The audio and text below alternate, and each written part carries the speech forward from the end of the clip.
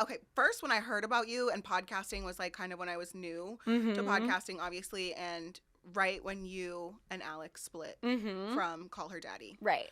What happened? This is like a long time ago, but it's new to me. No, it's so funny because I get asked this all the time, and it was literally over 2 years ago. Like, yeah. But apparently people like still really care and like are interested.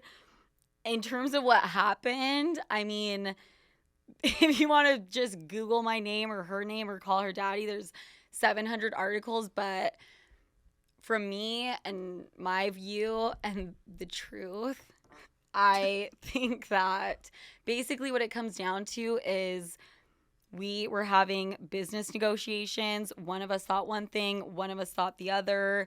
And during that negotiation, she decided, you know what? Instead of trying to figure this out, I'm just going to try to take this for myself and run with it.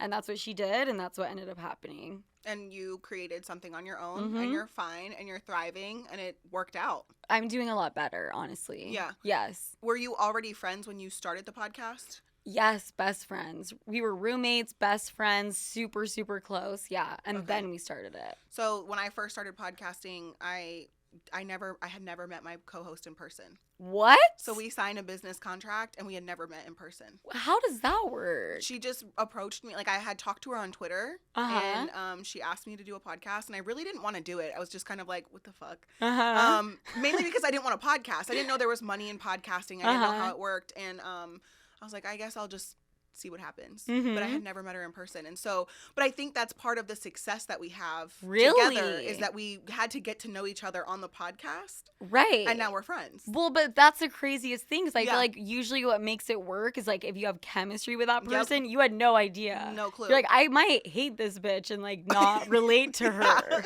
And we're very different. We come from completely separate universes, but at the end of the day, like, we have like a good chemistry. So it worked out. Oh my God. Yeah. I love how you're just like willing to gamble that. Fuck like, it. yeah, let's what go. Could I didn't have anything to lose, so I was like, whatever. So when all of this was kind of going down, it was really public for you, right? Like, so how did that affect your mental health? I mean, beyond. And that's something I talk about on my podcast a lot too, is mental health. It's not just sex and fuckery. Totally. It was an extremely dark time. I think that I mean, I think I have PTSD, or I did, you know? I think I just kind of shut down and I really numbed myself when all of that was happening. So I didn't really feel those emotions in the moment. And it was like later on that I started to like kind of let myself feel.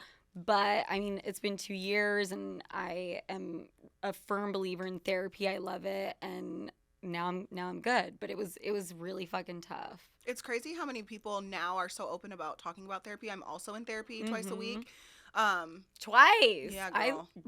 Girl. I need sex therapy also, but no, I love that. Yeah, I'm like, we can one up each other. I go 3 times. No, I need to start going twice. I only go once. I was just like, by the time I unloaded everything that I needed to unload on my therapist for like the week, the session was over, and so I couldn't actually get into like the nitty gritty because my life is in shambles all the time. I love it. So yeah, this is actually the first week I've been back podcasting in like 3 weeks because I was like, I just started antidepressants, and I'm like, oh my God. Oh okay. Yeah, well, the public eye will rip you to shreds, like just being in the public eye.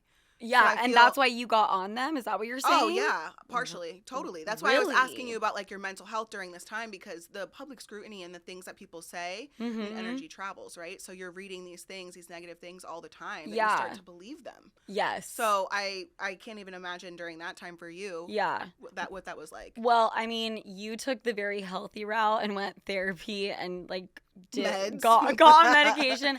I kind of did like, I'm gonna numb myself with like alcohol and like that type of shit. Yep. Which now I'm out of that. Good. But yeah, it's hard. I mean, so hard. So what made you get on them? Just like, my friend called the doctor and was like, y'all gotta get her on some meds. Stop. Stop. Like, wait, I'm dying. Yeah. So I started them and then I came out here.